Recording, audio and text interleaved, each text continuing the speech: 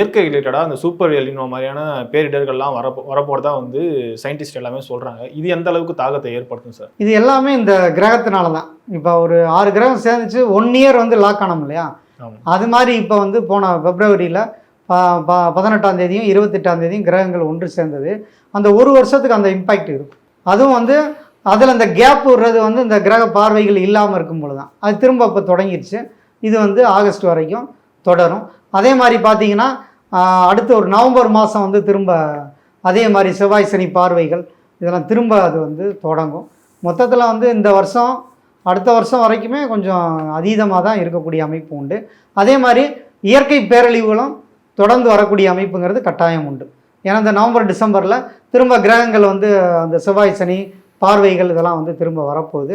செவ்வாய் கேது இணையக்கூடிய அமைப்பெல்லாம் இருக்குது. ஸோ அந்த காலகட்டங்கள்லாம் வந்து நிறையா உலக தலைவர்கள் அவங்களுக்குள்ள ஒரு போர், அவங்கெல்லாம் இழப்புகள் மக்களுக்கு வந்து அதிகமாக கும்பலாக இறக்கக்கூடிய அமைப்பு. அடுத்து பார்த்திங்கன்னா இப்போ இயற்கை மூலமாக அதிக வெப்பத்தினால வந்து ஒரு பேரழிவுகளை சந்திக்கிறது அதெல்லாம் வந்து கட்டாயம் தொடர்தான் செய்யும். அவங்க சொன்ன அறிவியல் ரீதியாக ப்ரெடிக்ட் பண்ணது கட்டாயம் நடக்கும். ஏன்னா எல்னினோனால அதிக வெப்பம், அதிக குளிர், அதிக மழைப்பொழிவு இதெல்லாம் வந்து ஏற்படும்னு சொல்லியிருக்காங்க. அது ஜோதிட ரீதியாகவும் கரெக்டாக இருக்குது.